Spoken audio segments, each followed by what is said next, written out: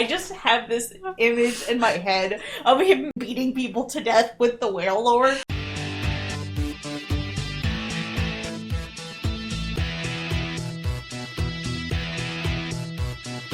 Hello, and welcome to the Afterspark podcast, an episode-by-episode recap of the Generation 1 Transformers cartoon. I'm Els. And I'm Specs. And today we're going to be talking about episode number 23, Changing Gears. Let's talk about giant robots today, shall we? Sure. In today's episode, we open on a mine where some miners have found gold. A shit ton of it.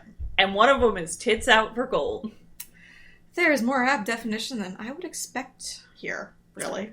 He's got Ratchet's VA, so does this mean Ratchet's tits out for gold? Speaking of which, I hope you're prepared for some Dom Nessick this episode because he voices Gears too. Immediately afterwards, the Seekers and Soundwave arrive, shooting up everything. Soundwave releases Laserbeak and Ravage, who retrieve the miners and bring them back to Soundwave. And by retrieve, we mean that Laserbeak shoots through a shed/cabin thingy and nabs one, while Ravage grabs the idiot who tried to fight him with a stick and then bodily drags him back to Soundwave. Soundwave and the cassettes play fetch. It's good, wholesome family fun for everyone who matters. We see the third miner attempt to get to the radio unnoticed as Megatron shows up and demands that Starscream report in. Starscream attempts to shoot the last miner, but Megatron knocks him on his ass because Megatron needs him to call the Autobots. You know, a normal Tuesday for these two. And now at the Ark, complete with trees this time. The Autobots scramble and gather in the Teletran 1 room before they roll out. As all the Autobots are running along, we see Gears walking slowly and complaining. B hops onto his shoulders and then backflips off of him to continue on his way, while basically telling Gears he's grumpy. Yeah. Seems legit. Arriving at the mine, the Autobots transform and attack the Decepticons. Megatron and Optimus yell at each other some more as Megs transforms and shoots the cage the humans are in to free them as a distraction. Okay, Megs. Sure.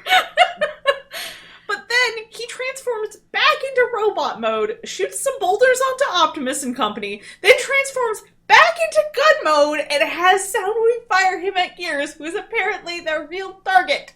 This is convoluted. No, you think?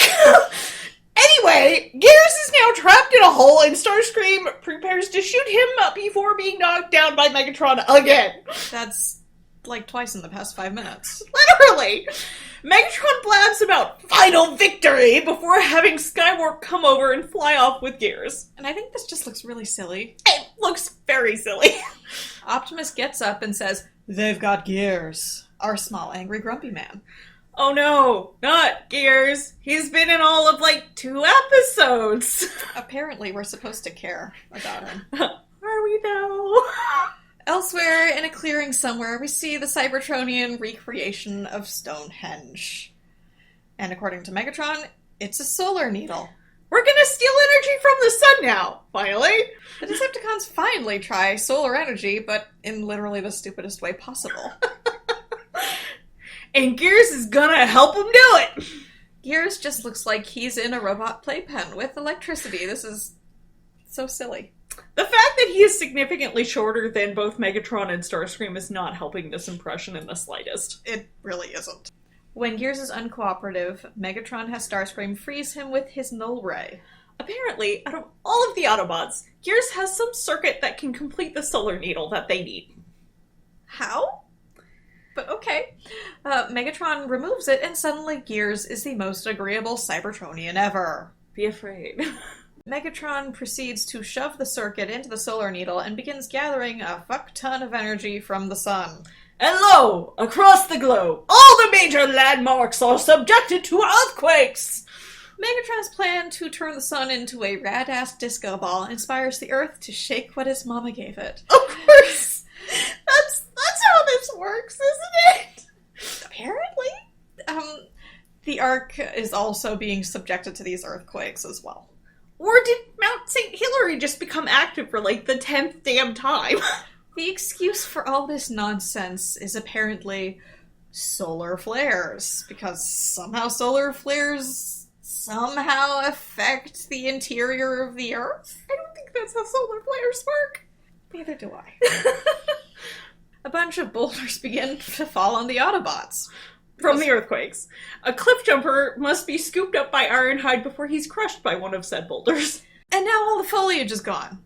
Where did the trees go? I wish there was some consistency, because what the hell? In this show, never.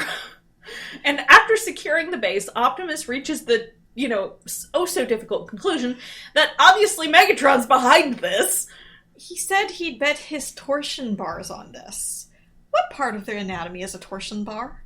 I'm not even going to think about the answer to that question. Back at the Solar Needle, Megatron is monologuing to no one.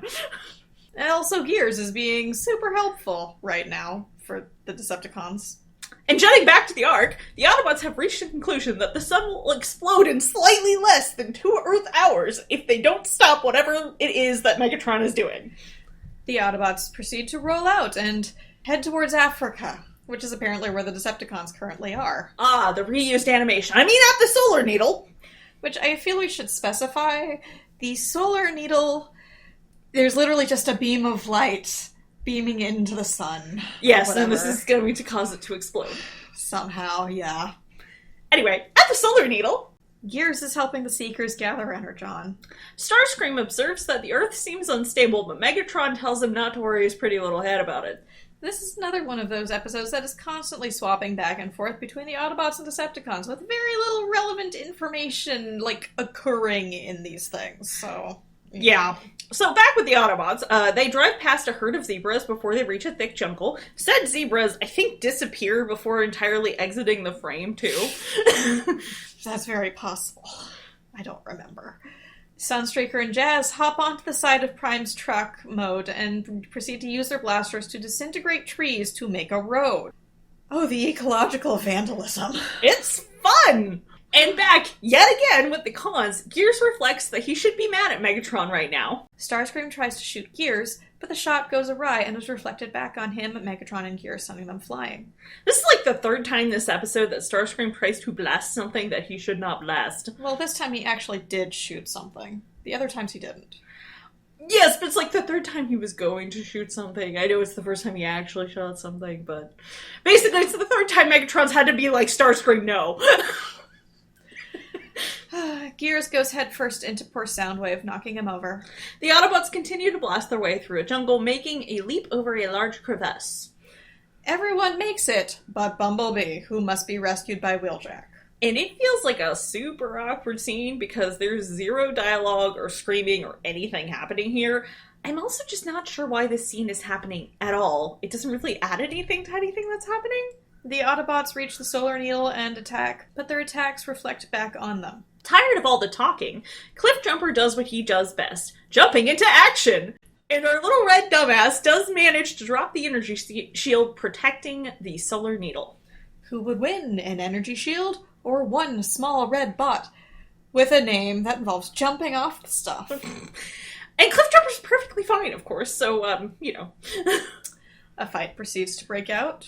Some nonsense happens, such as Gears magically teleporting and Starscream picking Gears up and talking to him in Skywarp's voice.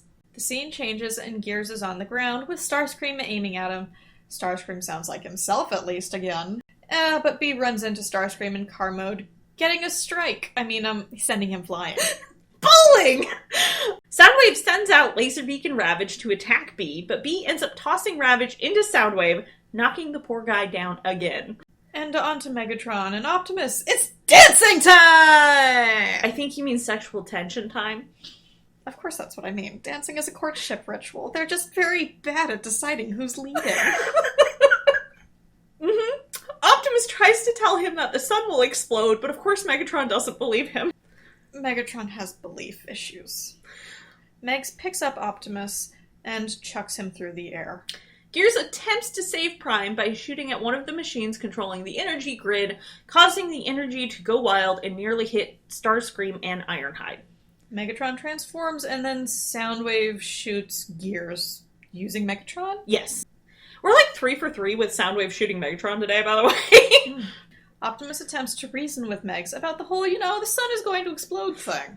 The dreaded return of astroseconds happens. Megatron calls Gears over, who cheerfully calls Megs, "You rotten hunk of scrap." Megatron orders him to repair the Solar Needle, and he's like, Okay, I don't want to, but okay. Gears is honestly hilarious in this episode because he's like, happy to be of service! Then he mutters, I wish I wasn't, but I am. Objectively, this is actually a very horrifying thing that's happened. Oh, absolutely, but I do love the dialogue. The Autobots object very loudly to Gears being nice. Megatron has the Seekers take aim at Optimus, but Optimus asked for a last request. And then Megatron tells him to be quick about it. Optimus asks Gears for a favor. Gears then gleefully shoots the Solar Needle. And then another fight breaks out. But did the other one actually end? That's the good question, right? Some highlights. Optimus decks Megatron. Ratchet karate kicks Thundercracker into a tree. I love that bit, personally. Wheeljack decks Skywarp. And then Gears picks up Starscream, whirls him around, and tosses him into Soundwave. Oh my god, again! Poor Soundwave! He keeps getting knocked down through no fault of his own. And then the cons retreat, and Optimus demands that Megatron turn off the Solar Needle. Our idiots continue to fight until Optimus kicks Megs off the platform and then finally frickin' flies off. Optimus proceeds to get down to business of getting this damn thing turned off. Ratchet has to save his husband, Wheeljack, kicking a boulder into a falling column to knock it away from him. They promptly disagree on how to turn the stupid solar array off. Wheeljack was right apparently as Optimus yanks one of the wires out and finally shuts down the Solar Needle. Gears asks for his personality circuit back, much to the chagrin of the other Autobots. You were just talking about, oh no, how could you make Gears like this and then promptly want to leave Gears like this? You hypocrites. It's horrifying. It is! Before they leave, they blow up the remaining equipment, and everyone drives off as Gears starts complaining. And they leave him behind. Yeah, they leave him behind as he's, complaining. So, that's the end of today's episode. So join us next time for The Prime Problem. Megatron decides to build himself an Optimus Prime. An evil Optimus Prime, that is. Alright, Specs, what is our fanfic for today? The first fanfic for today is A Night Like This by Scott Campa. It's in the G1 cartoon continuity, it's rated K, it's Gen, there are no pairings, and characters are Daniel Witwicky, Spike Witwicky, Hound, and Gears, and in summary, it's A Night Under the Stars. With Gears. I love that with that summary, it's still Jen. It sounds like a romantic date with Gears. I have no idea if that's supposed to be the implication, but that's how I'm interpreting it. I've read it, but it was so long ago at this point since I read it and put it on the thing. I don't actually remember. But it's a one-shot, and the character rec for this is literally Gears. So, yeah. And our next one is also Gears-centric. It's All That It Seems by Lindsay, or LNZY1. It's G1 cartoon continuity. I apparently didn't put a rating on it, but it's probably rated K. K+. K+, okay. It's Jen, no pairings, and it's Gears. That's the character. The only character in here, I guess. It's, in summary, Generation 1, one-shot. Gears sees something that compels him to gasp. Be helpful.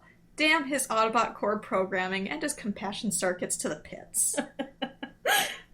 And yeah, it's Gears-centric. That's why I chose it, and it's also a one-shot. So, thank you. Let's go to the art recs. Our fan artist for today is Karoa, who does a variety. I think primarily I saw Prime and IDW. I love their stuff. I wish I had more electronics. I could stick stickers of their stuff on, you have no idea.